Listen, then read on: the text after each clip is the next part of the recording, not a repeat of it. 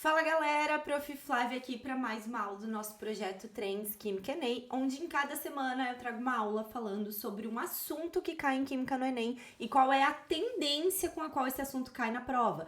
Por exemplo, se esse assunto cai em questões fáceis ou difíceis, se esse assunto cai com muita frequência ou pouca frequência. E nessa aula dessa semana, a gente vai falar sobre o tópico de concentração, os tipos de concentração relacionados aí ao tópico de soluções, que é um tópico que, em geral, envolve cálculos, portanto, vai cair nas questões de um nível de dificuldade maior na prova de vocês.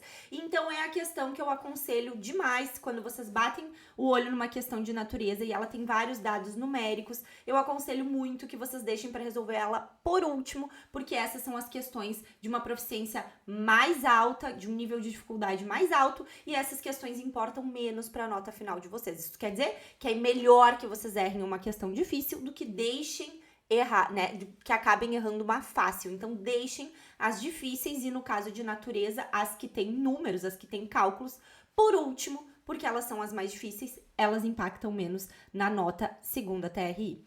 E apesar disso, é um tópico, esse tópico de soluções, que cai muito. Todos os anos vai ter uma questão, assim, é uma questão, às vezes cai duas, mas geralmente é uma só, das 15 questões de química aproximadamente. Então, uma delas, em geral, vai ser sobre esse tópico de soluções. Então, claro que cai com muita frequência, porque cai todo o ano na prova. Então, vamos para a aula. Não esqueçam de curtir esse vídeo, deixar o like aqui, se inscrever no canal, comentar também se vocês estão curtindo ou não esse projeto, porque isso é bem importante para a gente continuar produzindo conteúdo gratuito aqui no YouTube. Vamos lá, então, para a aula.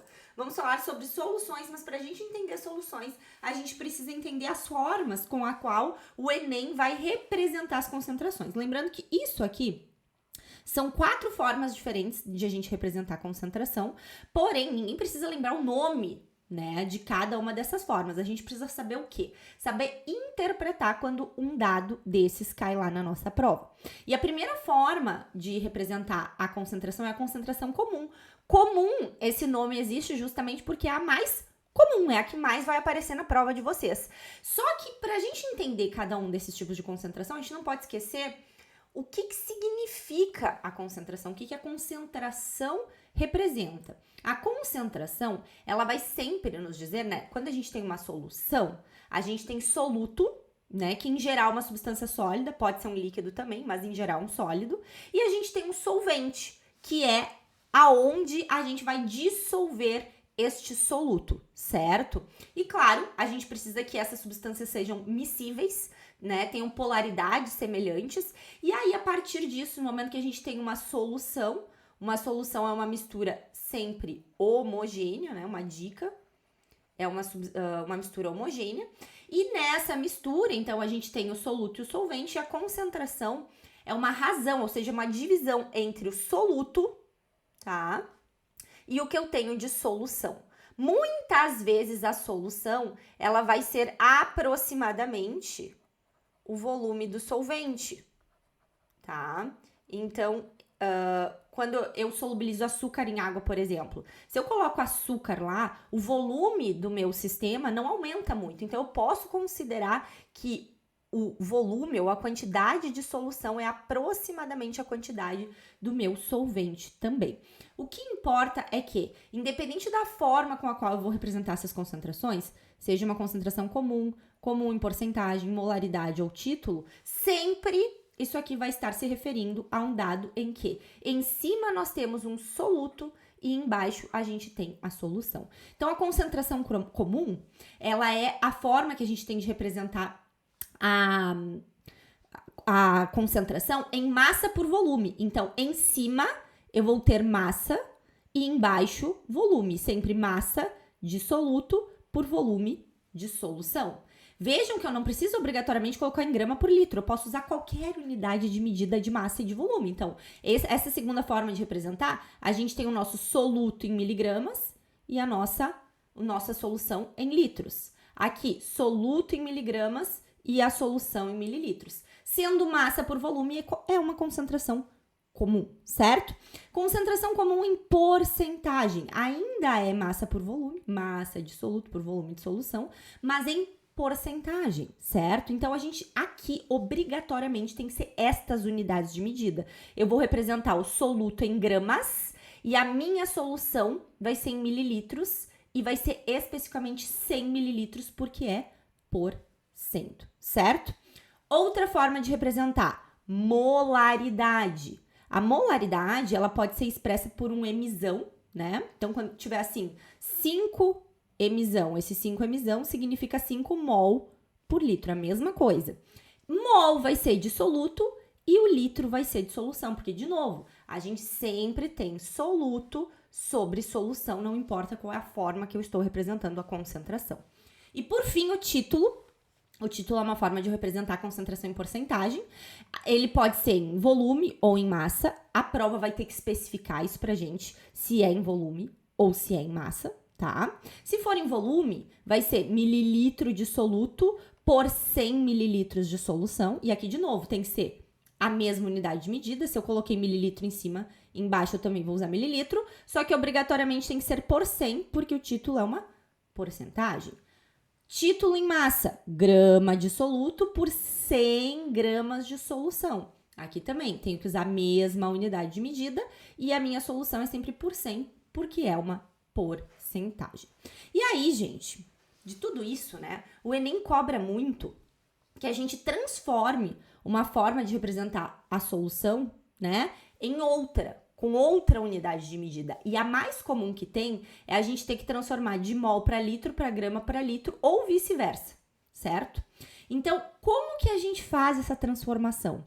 A gente sempre vai fazer essa transformação a partir de um dado que o Enem vai nos dar, que é a massa molar. Porque, basicamente, aqui, ó, vejam que a solução tá em litro, né? Isso a gente não vai mudar, mas eu vou ter que transformar o mol aqui do soluto para gramas, ou vice-versa, gramas para mol, certo? E aí, então, num exemplo aqui, uma solução aquosa de 2 mol por litro de hidróxido de sódio, de NaOH, soda cáustica, que é a base mais comum de cair no Enem, uma base forte. Primeiro, né, é importante que eu entenda o que essa concentração significa. Significa que eu tenho, né, gente, 2 mols de NaOH, que é o meu soluto, aonde? Em 1 litro da minha solução, que basicamente é uma solução aquosa. Então, a gente vai ter em 1 litro ali de água, né, misturado. E agora tá perguntando qual é essa concentração em grama por litro. Claro que o Enem não vai perguntar assim, de uma forma direta, mas vocês vão ver que lá no texto vai estar em mol por litro, e na resposta vai ter em grama por litro. Então, em algum momento, vocês vão ter que fazer essa transformação. Como que a gente faz isso? Bom, primeiro, o Enem tem que nos dar os dados da massa molar, porque para passar para mol para grama ou grama para mol, sempre usamos a massa molar. Nesse caso, o Enem vai nos dar esses dados aqui, né? Vai nos dar a massa do sódio, a massa molar do oxigênio e a massa molar do hidrogênio. Claro, para a gente descobrir a massa molar do hidróxido de sódio, a gente precisa multiplicar, ó, a massa molar do sódio por 1, porque a gente tem apenas um sódio aqui. A massa molar de oxigênio por 1 também, porque temos apenas um oxigênio aqui. E a massa molar de hidrogênio por 1 também, porque temos apenas um hidrogênio aqui. Depois que a gente fizer tudo isso, a gente soma tudo. 23 mais 16 mais 1, e isso vai dar 40 gramas por mol. Isso significa, né, gente, que a gente, 1 mol de hidróxido de sódio, de NaOH, né, equivalem aqui, né, a 40 gramas. Se eu pegar 1 mol de hidróxido de sódio, a gente tem 40 gramas. E aí, olha só, como que a gente faz essa conversão? Vejam só, se em 1 litro de solução nós temos 2 mols, porque, né, em 1 litro de solução temos 2 mols, a gente sabe disso a partir da molaridade. A gente sabe que 2 mols de hidróxido de sódio são quantos? Olha só, se 1 mol de hidróxido de sódio é 40, 2 mols é o dobro, né? 2 vezes 40, portanto, 80 gramas de hidróxido de sódio. Logo, nesse mesmo 1 litro, a gente tem 2 mols e 2 mols, né, de hidróxido de sódio equivalem a 80 gramas. Ou seja, a minha concentração de 2 mols por litro de hidróxido de sódio, ela equivale, né, a uma concentração de 80 gramas de hidróxido de sódio por litro. Isso significa que em 1 litro daquela solução nós temos 80 gramas de hidróxido de sódio. Como que isso pode cair na prova? Olhem essa questão do Enem de 2020. Aqui tá falando da sacarase, né? Tá falando aí que num estudo cinético, a gente, no nosso intestino, certo? Falando daqui de uma enzima, né? Ela reage hidrolisando a sacarose, deu a fórmula química aqui da sacarose, e para fazer esse estudo, eles pegaram, né, o estudo de como que essa enzima hidrolisa a sacarose no intestino, eles pegaram 171 gramas de sacarose e colocaram em 500 mililitros de água. Já vamos colocar, olha só, se a gente quiser representar isso em concentração, vocês estão vendo que a gente está pegando aqui os 171 gramas de sacarose, que são o nosso soluto, e a gente está colocando em 500 mililitros de água, que é o nosso solvente. Professora, mas embaixo não é a solução? É, mas vocês lembram que eu falei para vocês que muitas vezes a gente vai aproximar a solução, o volume de solução ao volume de solvente? Aqui a gente tem que fazer isso, porque aqui a questão não nos está dando quanto que ficou o volume total lá da solução depois de adicionar a sacarose. Então, a gente pode fazer essa aproximação. E aí, bem, a gente tem uma concentração aqui, que está em grama de soluto por mililitro de solução, né? De solvente aí, que no caso a gente vai aproximar da solução. Está em grama por mililitro, ou seja, uma representação de concentração comum. E aí, olha o que a questão diz. A cada 100 minutos, né, a concentração é reduzida pela metade. E aí, eles querem saber qual é a concentração depois de 400 minutos. Seria muito legal a gente calcular essa concentração, né? Dividir os 171 gramas por 500 mililitros, calcula a concentração aqui, né? E depois vai fazendo 100 minutos a metade, mais 100 minutos a metade de novo e assim por diante. Só que vejam que as respostas estão em mol por litro, não em grama por mililitro, que é o que nós temos. E lembrando, grama vezes litro na menos 1 é a mesma coisa que mol por litro. Mesma coisa, tá, gente? Então, o que a gente vai ter que fazer? A gente tem aqui uma concentração em grama por mililitro e a gente precisa passar essa concentração para mol por litro, certo? Aqui, vejam só, 500 mililitros. Quanto que é 500 mililitros em litro? 0,5 litros, né? Esse aqui a gente faz direto, esse aqui é só dividir por 1000, certo? E agora a gente tem que saber quanto que é 171 gramas em mol, certo? Como que a gente faz isso? Massa molar, sempre pela massa molar.